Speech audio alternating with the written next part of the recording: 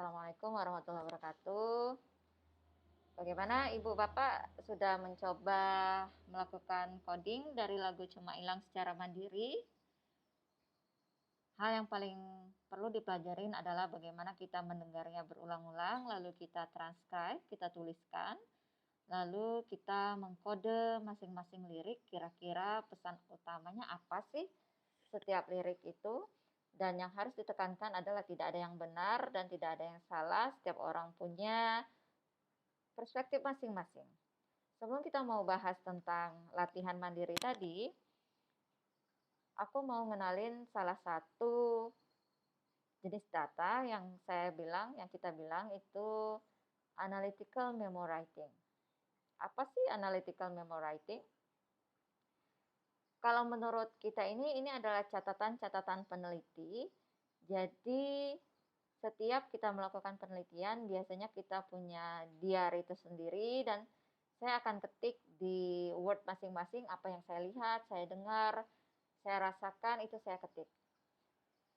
Dan memo ini merupakan dialog antara aku dan dataku. Jadi apa yang sering muncul, tema-tema apa yang sering muncul, dan kadangkala analytical memo ini merupakan refleksi dari proses coding yang saya lakukan ketika saya coding lirik lagu Cuma Hilang. Jadi prosesnya teman-teman, untuk membuat lirik itu saya harus melakukan fokus grup diskusi berapa kali, lalu saya refleksikan prosesnya, lalu setelah lirik itu jadi berdasarkan suara ibu positif HIV tadi, aku tanya ke mereka kira-kira pesannya apa.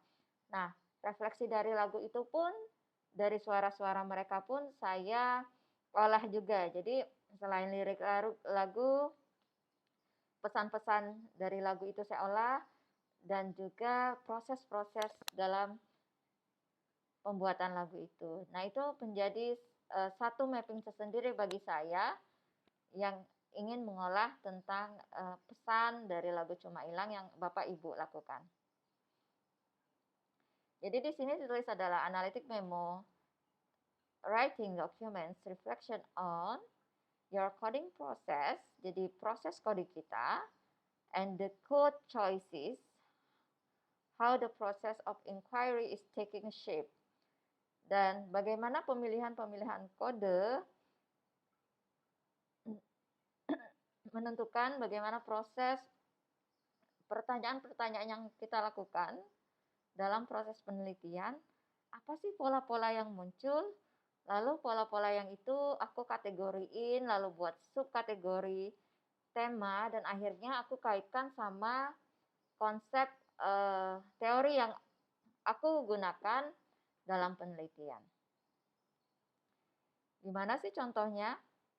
Ini adalah salah satu contoh coding dari transkrip yang saya temukan di buku Manual Coding. Dari ini tentang bagaimana proses pada kalimat pertama. Kita perhatikan mereka, kenapa sih mereka kodenya drama sebagai terapi? Kita amatin teman-teman. Dia bilang pada paragraf ini, melalui pengalaman drama, saya menemukan suara untuk mengekspresikan kemarahan, emosi yang tersembunyi, yang saya alamin pada suatu waktu. Ini merupakan terapi untuk menyelamatkan diri saya, untuk teriak, untuk menangis, dan bagaimana untuk menjadi seseorang yang lain. Jadi penelitinya mengkode kalimat ini sebagai drama, sebagai terapi. Untuk kalimat kedua, dia mengkode paragraf ini sebagai family instability atau ketidakseimbangan, ketidaktentraman dalam suatu keluarga. Kenapa ya dia bisa mengkode ini? Coba kita pahami paragraf yang dia sampaikan. Saya telah mengalami kekerasan seksual sejak saya berumur 11 tahun dan tidak ada orang yang tahu hingga saya umur 30 tahun. Walaupun dia mengalami bertahun-tahun proses konseling. Tapi ketika keluarganya pindah dari daerah satu ke daerah lainnya, Dia bilang dia mulai mempunyai hubungan dengan seorang perempuan yang lalu dia nikahi pada tahun 1978 setelah dia meninggalkan rumah pada tahun 77.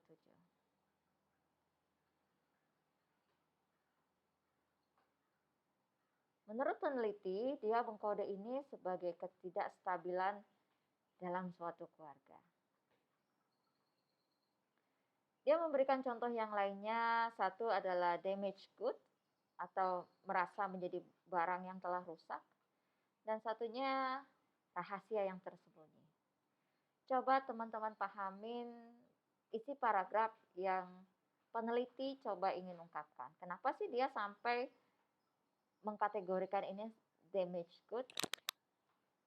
Jadi coding itu teman-teman bisa juga merupakan kutipan langsung yang disebutkan oleh responden kita. Seperti ini dia langsung menyebutkan damaged good yang menjelaskan bagaimana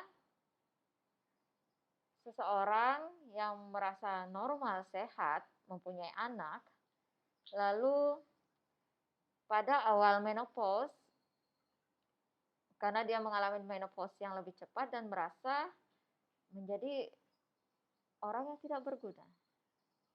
Orang melihatnya kayaknya it's a damage good. Lalu pada paragraf selanjutnya, kenapa sih dia bilang hiding secret atau rahasia yang tersembunyi? Dia bilang bahwa saya tidak pernah dekat dengan orang lain di SMA ketika saya SMA. Karena saya takut mereka akan mengetahui rahasia saya yang saya sembunyikan. Peneliti mengkategorikan sebagai hiding secret. Apa sih gunanya kode-kode yang kita lakukan ini? Hiding secret, damage good, dan sebelumnya drama as therapy and family instability. Jadi kita sebagai peneliti itu bisa cooking tadi, karena cooking with your brain, memasak dengan pikiran Anda,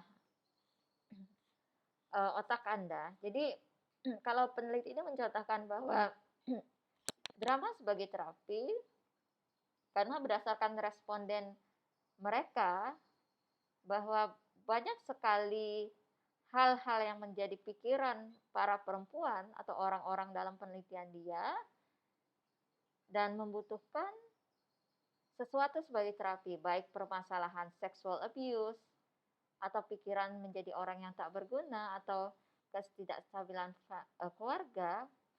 Lalu penelitiannya menyimpulkan bahwa sebagian mereka menyebutkan untuk mengatasi ini mungkin bisa melalui drama sebagai terapinya. Ini adalah salah satu contoh yang dilakukan orang lain. Nah, bagaimana dengan contoh yang teman-teman lakukan sendiri, yang kita lakukan latihan secara mandiri tentang lagu Cuma Ilang? Terima kasih sudah mendengarkan lagu ini, dan mari kita bahas sama-sama. Nah, ini analisa ini adalah menurut saya. Dan menurut teman-teman juga nggak masalah. Beda itu alhamdulillah, sama itu ya alhamdulillah. Karena tidak ada yang benar dan tidak ada yang salah. Dan kita tidak bisa bilang coding aku terbaik atau coding teman-teman terbaik. Karena ini merupakan refleksi perjalanan kita masing-masing. Ini adalah lirik dari lagu Cuma Ilang. Pada paragraf pertama teman-teman, oh ibu-ibu janganlah takut, tes HIV tidak menakutkan. Saya mengkodingnya sebagai HIV test is not scary atau HIV test tidak menakutkan. Lalu pada dua kalimat selanjutnya, bukan mak itu oi emak aku, ngoloin dia udah semudah itu. Menurut saya pesan yang ingin disampaikan oleh ibu positif HIV itu adalah lack of power atau ketidakpunyaan kekuasaan terhadap dirinya sendiri, karena ketika dia mau tes HIV dia harus izin kepada suaminya, atau ketika meminta suaminya mau tes HIV itu sangat tidak mudah sebagai istri untuk bilang sayang tes HIV yuk. Beda dengan misalnya tes yang lainnya, sayang tes diabetes yuk. Beda dengan kalau kita minta suami kita untuk tes HIV. Lalu pada paragraf selanjutnya, menurut saya nih teman-teman, Pesan dari kata-kata, "Oh ibu-ibu jangan lolo, zaman sekarang lanang ndak karuan." Bagaimana seorang perempuan itu, ibu rumah tangga itu harus pintar untuk mencegah penularan HIV pada dirinya, karena dia bilang tidak semua lelaki itu jujur, setia. Jadi kita yang harus pintar. Lalu ibunya bilang, "Oi mak mano aku nak tahu aman tidak tes dua-duanya." Menurut saya teman-teman, pesan ini menyampaikan bahwa ketidakseimbangan gender antara perempuan dan laki itu sangat sulit sekali untuk tes HIV itu untuk kedua-duanya. Misalnya gini teman-teman, istrinya positif HIV. Apakah dokter akan menawarin suaminya langsung tes HIV? Dan akan sangat berbeda misalnya ketika suaminya positif HIV. Apakah dokter akan langsung tes HIV pada ibunya? Ketidakseimbangan gender biasanya menunjukkan bahwa ketika suami tes, biasanya dia akan bilang ke dokternya, istri saya nggak usah dikasih tahu.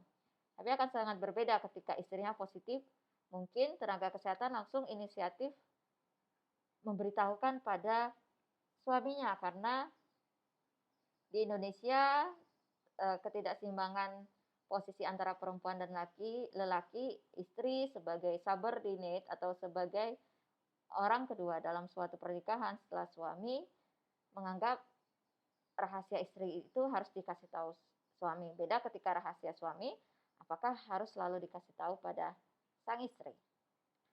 Oke, coba bandingkan sama coding yang teman-teman lakukan. Ingat, tidak ada yang benar dan tidak ada salah. Setiap orang punya kodik masing-masing. Kita lanjut paragraf ketiga dan 4. Payo Bu Bidan tawari aku tes HIV biar anakku sehat.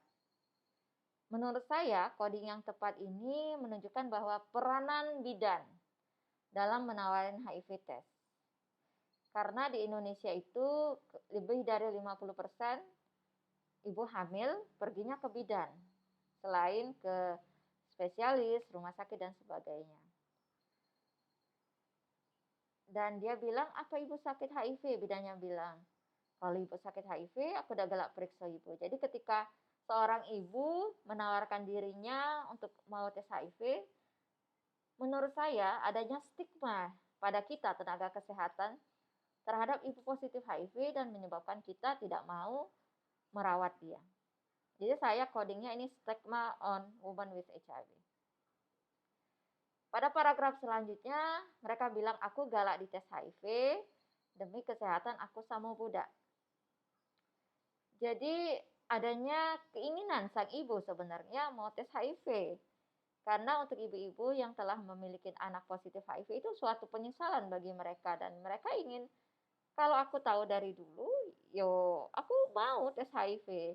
Supaya anak aku sehat dan aku pun sehat. Jadi ada willingness to HIV test for the health of mother and children. Dan 2 kalimat terakhir dia bilang, apa Bu Bidan galak tertular kalau tahunya aku positif juga. Jadi pesan yang ingin disampaikan ibu positif HIV pada kalimat ini adalah sebenarnya kalau kita tenaga kesehatan menawarkan tes HIV itu sebenarnya melindungi kita sendiri sebagai tenaga kesehatan. Karena kita tahu pasiennya kalau positif berarti kita harus punya perlindungan diri yang lebih efektif. Bukan malah takut. Itu yang pesannya ingin disampaikan ibu positif HIV. Coba teman-teman bandingin coding yang teman-teman lakukan. Beragam bukan? Itu adalah yang menarik dari penelitian kualitatif. Lalu dari coding-coding ini teman-teman, saya tidak hanya coding cuma hilang, tapi ada juga refleksi yang kita lakukan setelah mereka mengkreasi lagu. Saya tanya pesannya mau apa, dan mereka bicara pesannya saya mau ini. Saya ingin bidan itu tidak hanya menawarkan tes, tapi mengajak dan menemani kami ketika kami sudah dinyatakan positif ke layanan kesehatan lanjutnya. Atau ketika saya tanya kenapa mau Bu Bidan, ya Bu Bidan itu dekat Bu, dekat rumah, murah, terjangkau, dan jamnya bisa kapan saja. Jadi refleksi-refleksi itu saya lakukan dengan mereka dan pesan-pesannya saya catat dan saya record, saya merekamnya. Dan saya juga mengkombinasi coding-coding ini dengan proses pembuatan lagunya, bagaimana reaksi mereka, bagaimana mereka bahagia, bagaimana mereka mengubah lirik. Lalu saya juga mempunyai tadi memo yang merupakan catatan-catatan refleksi saya selama proses pembuatan ini. Jadi setelah biasanya pulang dari pengumpulan data, saya di rumah akan mengetik kembali apa yang teman-teman sampaikan, yang tidak saya catat atau saya rekam ketika proses itu. Jadi secara keseluruhan untuk lagu ini pun saya punya 3 tema utama, yaitu dilema, conflicting and dilema dari HIV test sendiri, terutama untuk ibu wanita usia subur di populasi umum. Dan saya juga punya coding bagaimana proses mereka pengolahan data dan apa sih pesan yang pengen mereka sampaikan. Saya akan memberi contoh bagaimana kode-kode yang keluar dari kode kategori utama ini, dan mereka akan ada subkategori kembali dan kode-kode kecil. Jadi ini adalah mapping-mapping yang membentuk saya. Selain dari lirik tadi, fokus grup diskusi, refleksi memo saya membuat kode-kode ini, teman-teman. Nah, selanjutnya apa sih gunanya kode-kode ini? Teman-teman, di lapangan itu saya tuh datanya tuh banyak. Tidak hanya lagu Cuma Hilang, tapi aksi saya ada drama, ada berbentuk gambar, ada berbentuk mapping, dan itu semua akan saya jejerkan tema-tema ini di meja saya atau di kamar saya, dan saya akan lihat benang merahnya apa sih antar suara ini, karena saya nggak mungkin teman-teman akan menumpuk hasil wawancara yang saya baca, tapi saya perlu kata-kata kunci yang keluar dan saya akan membentuk kategori-kategori tertentu, dan ini akan membantu saya menulis chapter hasil penelitian saya yang sudah dibukukan menjadi sebuah disertasi. Jadi teman-teman, coding-coding ini dan akan selalu berubah sepanjang saya ingin merubahnya, dan lalu akan berkembang menjadi 1-2 paragraf dari setiap kategori ini. Dan ini adalah proses awal sekali teman-teman sebelum kita menulis. Dan ini akan sangat membantu saya untuk melakukan paragraf yang kita lakukan, lalu kuotasi apa yang akan kita cantumkan, dan finally akan menjadi 1 chapter khusus dari setiap tema-tema yang saya kembangkan. Untuk memahaminya lebih lanjut, teman-teman, mari kita lakukan latihan lagi kelompok. Kali ini teman-teman coba melihat drama, ini juga dikembangkan oleh Ibu Positif HIV pada kelompok lainnya di Kota Palembang. Mereka ingin menyuarakan bagaimana sih perasaan seorang ibu positif akses layanan kesehatan ketika dia pengen anaknya itu bebas dari HIV. Jadi tugasnya teman-teman silakan bagi tugas 2-3 kelompok, ada yang transcribe atau mengetik kembali apa yang mereka ucapkan. Ketika kita mengetik kembali apapun hasil interview atau gambar atau video dari yang kita kumpulkan, itu ada suatu perasaan yang berbeda karena kita merasakan sambil memfamiliarisasi data-data yang kita punya. Lalu setelah teman-teman ketik, berbagi tugas, misalnya 5 menit pertama saya, selanjutnya siapa, teman-teman coba belajar mengkode. Dari beberapa kalimat, kodenya apa sih yang tepat, dan seterusnya sampai akhir. Lalu 3 orang yang berbeda, silakan menggabungkan kodenya dan membuat kategori-kategori. Itu dulu sekian dari saya, dan mari kita latihan bersama dan kita lanjutkan diskusi via Zoom atau via WhatsApp. Selamat mencoba, tidak mengerti itu normal, itu tidak paham sekalipun normal, dan kita harus menjadi sama-sama resilience, sama-sama berjuang untuk melewati pandemi ini dan kita tetap produktif di rumah aja.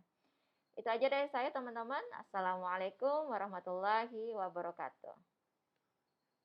Dan ini adalah salah satu buku yang bisa teman-teman cari, ada soft copy-nya via online dan bisa menjadi bacaan tambahan. Terima kasih.